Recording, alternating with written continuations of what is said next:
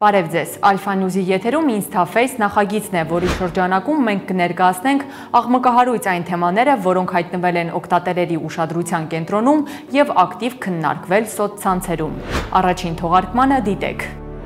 Բարձրագույն կրթություն չունեցող ՔՊԱ-ական պատգամավորը կնախագահի խորհրդարանական առողջապահության հանձնաժողովը, նրա ելույթը ծաղր ու ծանակի թեմա է դարձել։ Սերա թաքնված այս փոքրիկ կենսագրության ետևում։ Ինչու սպանվեցին Փարաքարի ընդդիմադիր համայնքապետն ու նրա ընկերը, Փաշինյանը շտապեց վենդետայի վարկածն առաջ քաշել։ Ինչու այդ դեպքում առանձնակի ուշադրության կենտրոնում չէր համայնքապետը։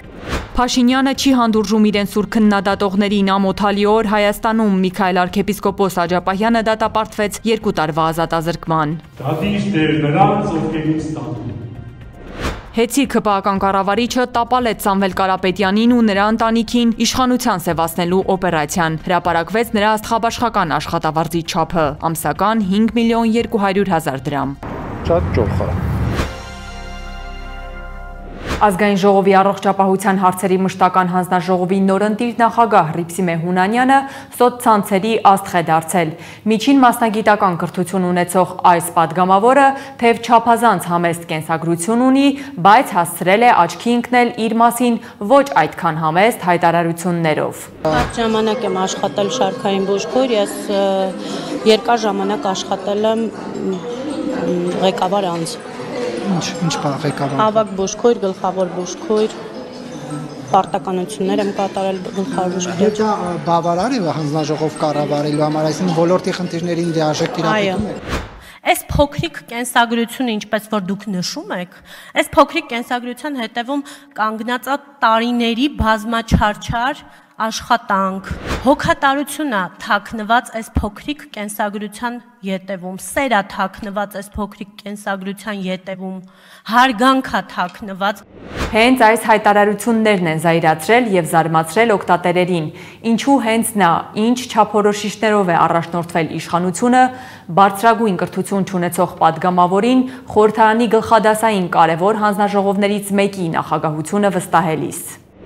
Այս մարդը պիտի հաստատի մի ամբողջ երկրի առողջապահության ոլորտի օրենքները, լավ այդ հանձնաժողովում նորմալ կրթություն ունեցող մեկը չկար, որ բուժքույրը պիտի ղեկավարի միայն նրա համար, որ ղեկավար անձ է եղել, խայտառակություն։ Ահավոր վատ որոշում է Թորոսյանին փոխարինել հենց այն պատգամավորով, ում խոսելու ընթացքում սրտխառնոց է առաջանում։ Խնդիրը ոչ այնքան տիկնոջ կրթության բացակայությունն է, այլ հենց ինքը։ Ձեր տիկին Հունանյանին լսելիս սրտխառնոց է առաջանում իր կծկտուր բառապաշարի և ինտելեկտի իսպառ բացակայության պատճառով։ Հռիփսիմե Հունանյանը 2021-ին է ընտրվել պատգամավոր, բայց այդքան էլ ակտիվ պատգամավորական գործունեությամբ աչքի չի ընկել։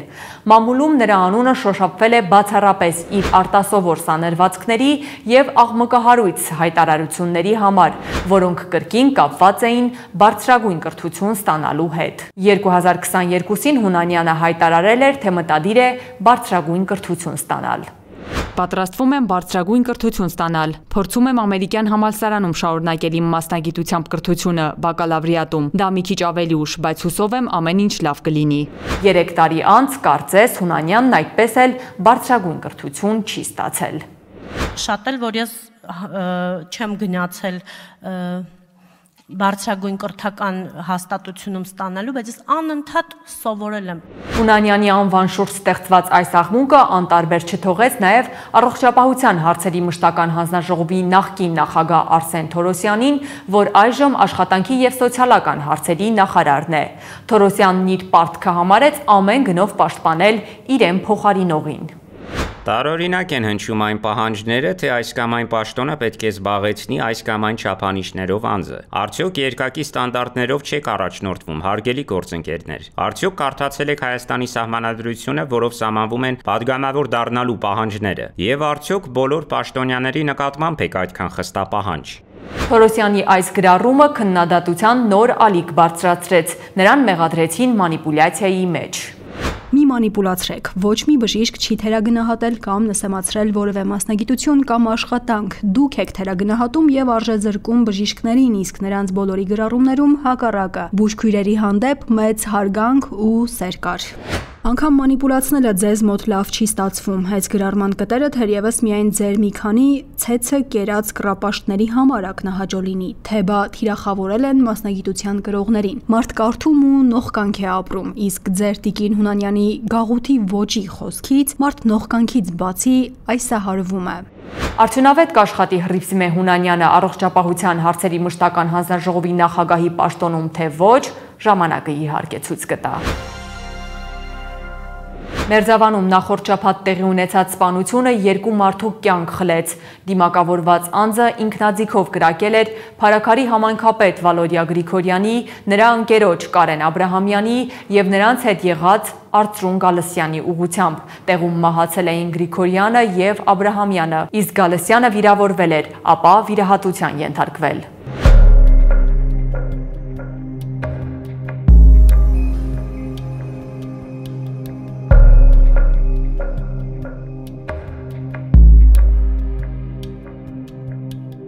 Վրեժխնդրության թե քաղաքական գործունեության հետ էր կապված այս ողբերգական սպանությունը և ինչու իշխանությունը չկարողացավ կանխել այն։ Այս հարցերի պատասխաններն էին փորձում գտնել սահմռկեցուցիչ սպանությունից ցնցված մարդիկ։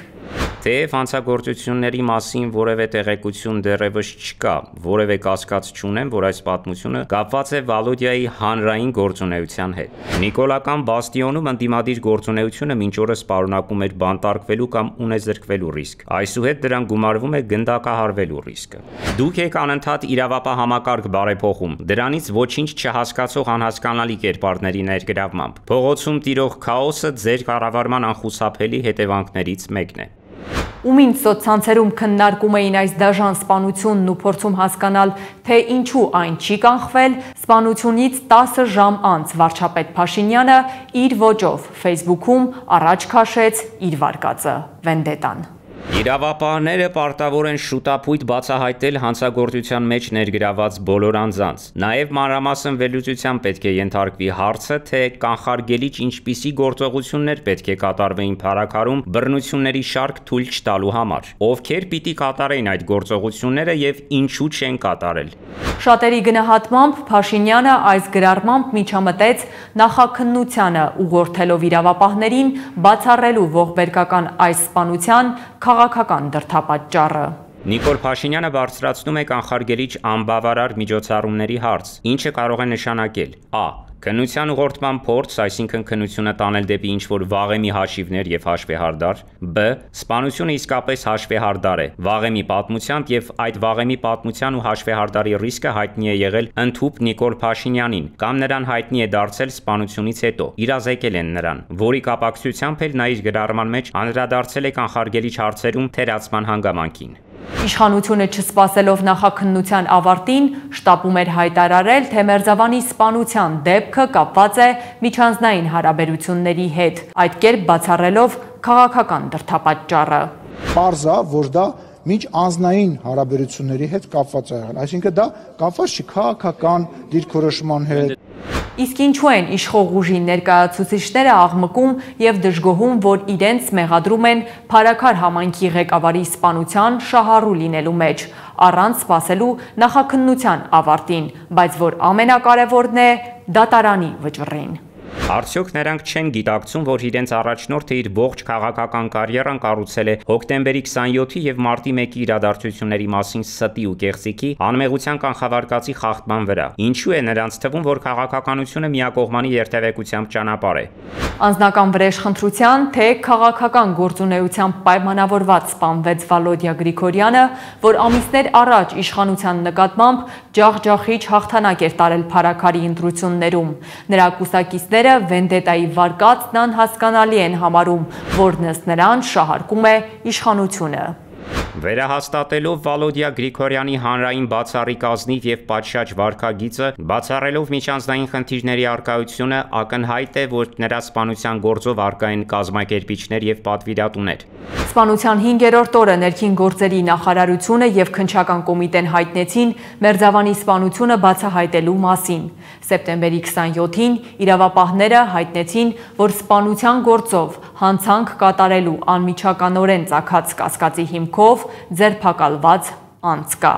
Լրատվամիջոցների տեղեկությամբ նա Մերձավանի բնակիչ Նարեկ Օհանյանն էր, ով այս տարվա փետրվարին նույն գյուղում սպանված Գրիգոր Օհանյանի եղբայրն է։ Հենց նրա սպանության գործով է անցնում Վալոդյա Գրիգորյանի եղբայրը, Պայքար Գրիգորյանը, որ հիմա տնային կալանքի տակ է, եւ հենց այս սպանությամբ պայմանավորված էին վենդետայի մասին լուրերը։ Դուք կապ ունեք հանցագործության հետ, որևէ բան կարող եք ասել։ Ճանաչում եք Վալոդյա Գրիգորյանին։ Նարեկ Օհանյանին մեղադրանք է առաջադրվել սպանությանն օժանդակելու հոդվածով։ Դատարանը նրան կալանավորել է։ Քրեական վարույթի նախաքննության ընթացքում կատարված անհետաձգելի գործողությունների արդյունքում ձերբակալվածին պատկանող շինությունում հայտնաբերվել են քրեական օրենսգրքով արգելված արարքին վերջինիս առնչությունը հաստատող բացահայտ հետքեր, այդ թվում հանցագործության կատարման պահին օգտագործված դիմակը, ձեռնոցները, կոշիկները, բաճկոնը,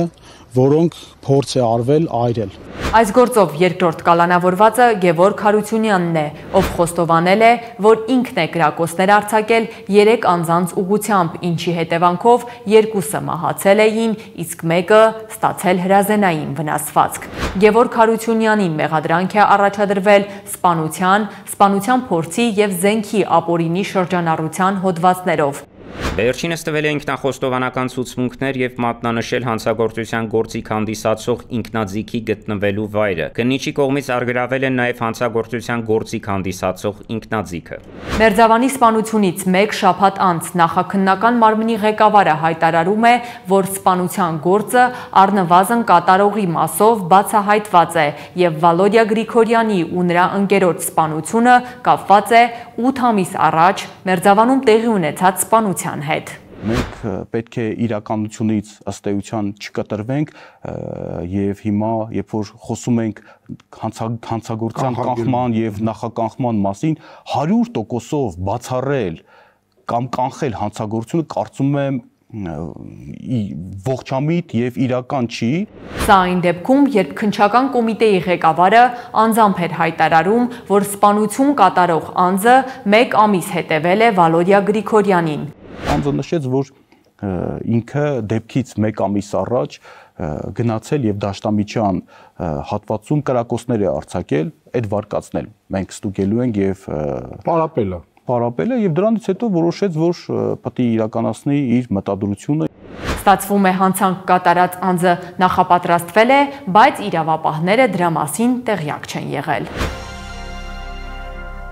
Իսկ ինչ են ասում մերձավանցիները, որ վերջին 8 ամսվա ընթացքում սպանությունների ցավից ուշքի չեն գալիս, սպանություններ, որոնք փաստացի կապված են իրար հետ, բայց իրավապահները չեն կարողացել կանխել վրեժխնդրությունը։ Իրավապահները լավ չեն աշխատում, ղեկավարությունից է կախված։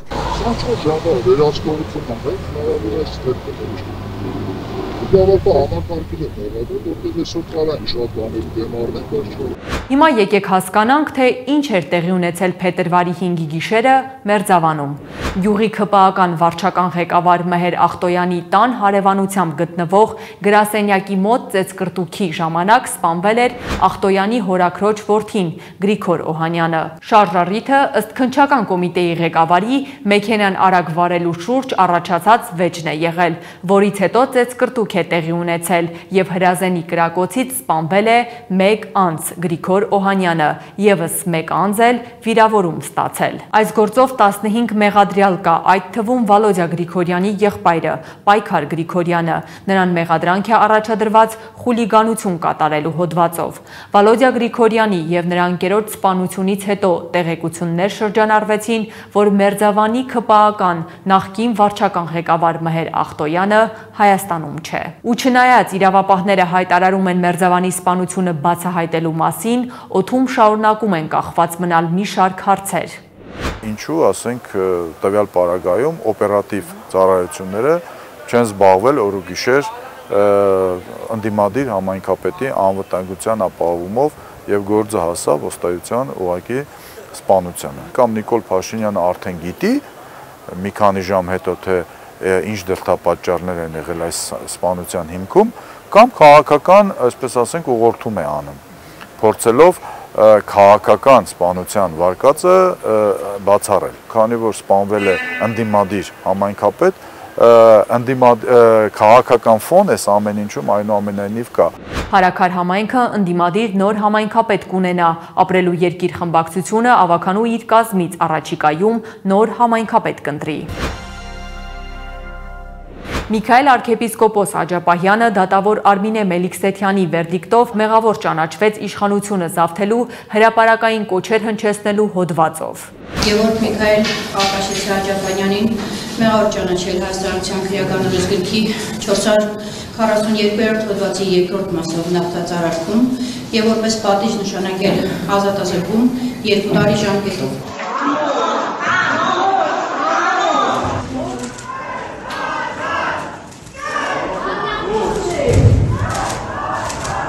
Դատավոր Արմինե Մելիքսեթյանի վճիռը ամոթալի, անարդար ու քաղաքական պատվեր որակվեց։ Գերաշնորհ Միքայել arczepiskopos Աջապահյանի նկատմամբ 2 տարվա ազատազրկման դատավճիռը բացահայտ քաղաքական հաշվեհարդար է, նպատակ ունենալով լռեցնել ճշմարտությունը եւ խեղդել ազգային կամքը։ Օրենքի եւ արդարադատության առջև դատավոր դարձած Արմինե Մելիքսեթյանը հավերժ մնաց միայնակ իր խղճի, պատմության եւ արդարադատության առաջ։ Նրան այլևս ոչինչ եւ ոչ ոք չի ազատի իր կայացրած վճռի պատասխանատվությունից՝ մարդկային, բարոյական, իրավական։ Սրբազանի գործով դատավարությունը շատ արագ ընթացավ։ 1.5 ամսվա ընթացքում դատավոր Արմինե Մելիքսեթյանը քննեց այս գործը եւ սեպտեմբերի 24-ին հրապարակեց մեղադրական վերդիկտը, բայց մինչև դրա հրապարակումը Միքայել arczepiskopos Աջապահյանը իր ելույթներում շեշտում էր, իրեն մեղավոր չի ճանաչում, իսկ մեղադրողներին եւ դատավորին խղճում է։ Ձեզ չեմ ների, որովհետեւ դուք գիտեք թե ինչ եք անում։ Դուք ճանաչում եք ինձ։ Դուք գիտեք, որ ես անմեղ եմ։ Դուք գիտեք, որ ես վաստակ ունեմ։ Ինչու են դատում Միքայել arczepiskopos Աջապահյանին, տարբեր կարծիքներ կան, նա հայրենասեր է, բարձր հեղինակություն ունեցող հոգևորական, իսկ Փաշինյանը վախենում է նման հեղինակություններից։ Այս փառավոր հայը քրեական պատասխանատվության է ենթարկվում բացառապես իր օրինակելի խիզախության ու հայրենասիրության համար։ Ցավոք բոլոր վախկոտներն ու խառնածին սրիկաները այսպիսի մարդկանց չեն հանդուրժում։ Աջապահյանին դատում են նաև Թուրքիային եւ Ադրբեջանին դուր գալու, Փաշազադեի հրահանգները կատարելու հայ առաքելական եկեղեցու դեմ արշավի շրջանակներում, բայց դե եկեղեցու դեմ պայքարողը եկեղեցու հետևորդներով է վռնդվելու։ Դատախազությունը Միքայել arczepiskopos Աջապահյանին մեղադրում է իշխանության զավթման կոչ անելու համար։ Սրբազան հոր նկատմամբ մեղադրանք առաջադրելու համար հիմք է հանդիսացել այս տարվա հունիսի 21-ին News AM-ին տված հարցազրույցը, որտեղ ըստ դատախազության Աջապահյանը վերահաստատել է 2024 թվականի փետրվարի 3-ին տված հարցազրույցում հնչեցրած հեղաշրջում կատարելու եւ իշխանությունը սահմանադրությամբ չնախատեսված եղանակներով բարձրաստիճան զինվորականների օգնությամբ ստանձնելու անհրաժեշտության մասին իր խոսքը ուժային կառույցների կողմից Հայաստանում իշխանությունը փոխել է ներկայացրել որպես անհրաժեշտություն։ Երբեք զավթելու կոչ չեմ արել։ Ես կոչ եմ արել հեղաշրջման։ Դա զավթելու կոչ չի, ես հեղաշրջման։ Ես ուժային կառույցներին ասել եմ, որ փրկեք այս երկիրը, այս խելագարից փրկեք, չեն փրկում։ Միքայել Սրբազանի գործում մի նրբերանգ կա, որ ըստ պաշտպանների փորձում են շրջանցել իրավապահները։ Դեռ 2023-ին Միքայել Սրբազանը հարցազրույց էր տվել եւ հայտարարել, թե ռազմական հեղաշրջում պետք է արվի, թե չէ Հայաստանը կդառնա Էրմինիստան։ Դատախազությունը եզրակացրել էր, որ 2023 թվականի այդ հարցազրույցում չկա իշխանությունը զավթելուն ուղղված հրապարակային կոչ։ Բայց այս անգամ, երբ Փաշինյանը հակաեկեղեցական արշավ է սկսել եւ ցանկանում է Գարեգին II-ին հեռացնել կաթողիկոսական աթոռից, դատախազությունը Շիրակի թեմի առաջնորդի հայտարարությունում արդեն տեսնում է իշխանությունը զավթելուն ուղղված կոչը։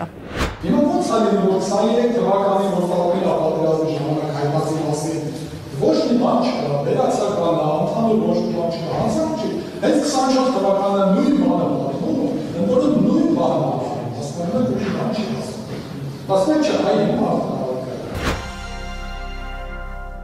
Պետության կողմից հեծի ժամանակավոր կառավարիչ նշանակված Ռոմանոս Պետրոսյանը ամսական 5.200.000 դրամ աշխատավարձ է ստանում։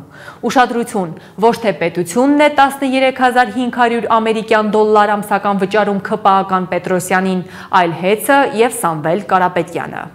Հեցի ԿՊԱ-ական կառավարիչը ամսական ստանում է 5 միլիոն 200 հազար դրամ, տարեկան 62 միլիոն 400 հազար դրամ։ Ռոմանոս Պետրոսյանի աստղաբաշխական աշխատավարձի չափը թերևս չէր հրապարակվի, եթե նա Facebook-ում հանրության քննարկման առարկա չդարձներ Հեցի տնօրենների խորհրդի նախագահ Նարեկ Կարապետյանի աշխատավարձի չափը եւ կեղծ պնդում աներ, թե Կարապետյանի աշխատավարձը ազդում է ժողովրդի կողմից սպառվող էլեկտրաէներգիայի սակագնի վրա։ Հեցի տնօրենների խորհրդի նախագահը 2024 թվականի ընթացքում Հեցի կողմից ստացել է ընդհանուր 347 միլիոն 585 հազար 15 դրամ աշխատավարձ եւ արդյունքում իհարկե Հեցի բարձր ղեկավարության այս եւ մյուս նախկին ներկայացուցիչների աստղաբաշխական վարձատրությունները ուղղակի կամ անուղղակիորեն իրենց ձևով ներազդել է մեր ժողովրդի կողմից սպառվող էլեկտրաէներգիայի սակագնի վրա։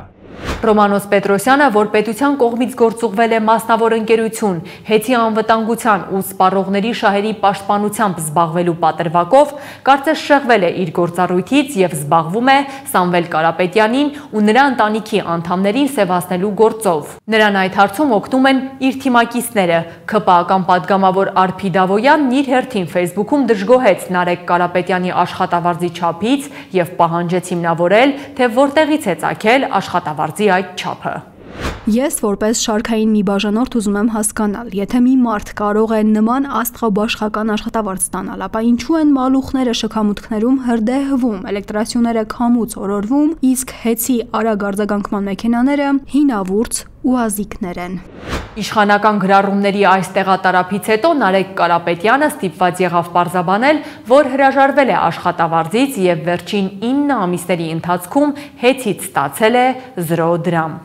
Հասանելիք աշխատավարձը ուղղվել է էներգետիկ համակարգում ցածր վարձատրվող աշխատակիցների պարգևավճարների բյուջե։ Խնդրում եմ փաստեր նշելուց մի նշեք այնպես, որ դրանք մարդկանց հատուկ շփոթության մեջ գցեն։ Կարապետյանի այս գրառումից հետո Ռոմանոս Պետրոսյանը հարկադրված այլ թվեր հրապարակեց։ Այս անգամ արդեն Պետրոսյանը Կարապետյանի 8 տարվա աշխատավարձի չափը հրապարակեց, երբ վերջինը զբաղեցնում էր Հեց տնօրենների խորհրդի նախագահի տեղակալի պաշտոնը։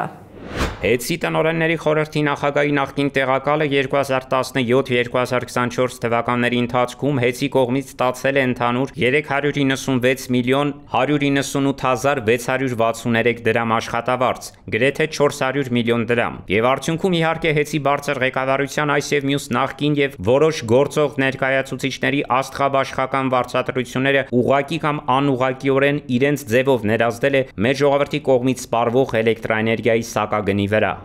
Իշխանական այս մի թեզն էլ հոդս ցնդեց, երբ Նարեկ Կարապետյանը գրեց, որ 8 տարվա այդ աշխատավարձը նա փոխանցել է բարեգործական ծրագրերին, միևնույն ժամանակ տեղեկացնելով, որ Հեցի տնօրենների խորհրդին աշխատավարձ վճարում է Սամվել Կարապետյանը եւ այն չի ազդում սակագնի վրա։ Ստորև գցում եմ անդորագրերը, որտեղ հստակ երևում է, որ տնօրենների խորհրդի տեղակալի աշխատավարձն էլ փոխանցել եմ բարեգործական նպատակներով, տաշիր բարեգործականին։ Այս անգամ էլ չկպավ։ Իդեպ տնօրենների խորհրդին աշխատավարձ վճարում է Սամվել Կարապետյանը, եւ այն ոչ մի ձև չի ազդում ոչ մի սակագնի վրա։ Այս դեպքում ինչու է ստում Ռոմանոս Պետրոսյանը, երբ հայտարարում է, թե Հեցի բարձր ղեկավարության աստղաբաշխական վարձատրությունները ուղղակի կամ անուղղակի ազդել են էլեկտրաէներգիայի սակագնի վրա։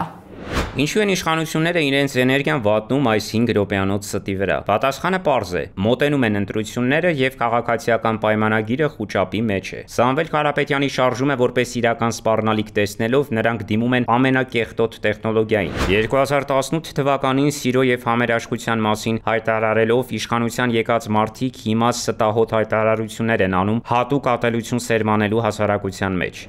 Իսկ հիմա Ռոմանոս Պետրոսյանի աստղաբաշխական աշխատավարձի մասին առավել մանրամասն։ Ի տարբերություն Հեցի տնօրենների խորհրդի կազմի, ընկերությունում պետության կողմից կառավարիչ նշանակված Ռոմանոս Պետրոսյանի աշխատավարձը վճարվում է եւ ընկերության, եւ Սամվել Կարապետյանի միջոցներից։ Այո, սա նշանակում է, որ Պետրոսյանի աշխատավարձը ինչ որ չափով ազդում է էլեկտրաէներգիայի սակագնի վրա։ Հիշեցում, ԿՊԱ-ական կառավարիչը ամսական ստանում է 5 միլիոն 200 հազար դրամ։ Ինչ եք կարծում, շատ չէ այսքան աշխատավարձը։ Շատ ճոխ, շատ է իհարկե այսօրվա մեր պայմանների համար։ Վարչապետը այդքան չի ստանում, որ մնաց ինքը ստանա։ Հիմա երկու հարց Հեցում պետության կողմից կառավարիչ նշանակված Ռոմանոս Պետրոսյանին։ Ձեր աշխատավարձը չի ազդելու սակագնի վրա։ Երբ աղմուկ էիք բարձրացնում Նարեկ Կարապետյանի աստղաբաշխական աշխատավարձերի մասին, չգիտեիք, որ Հեցի տնօրենների խորհրդի աշխատավարձը տալիս է սեփականատերը, թե հատուկ էիք մոլորեցնում Հեցի սպառողներին, ստելով, թե տնօրենների խորհրդի աշխատավարձը ազդում է էլեկտրաէներգիայի սակագնի վրա։ Աստղաբաշխական աշխատավարձերի մասին իշխանության հրահրած պատերազմում տանուլ տալուց հետո պետությունն անցավ մյուս պլանին։ Հեցից տեղեկացրել են, որ ընկերության մասնաճյուղերում արված ստուգումների արդյունքում հայտնաբերվել են խախտումներ և հարուցվել են վարույթներ։ Հետևություն. Քաղաքականություն մտնելու մասին հայտարարած գործարար և բարերար Սամվել Կարապետյանին ու նրա հետ կապված անձանց և ընկերությունների վրա սև բիծ գտնելու իշխանության փորձերը շարունակական են լինելու։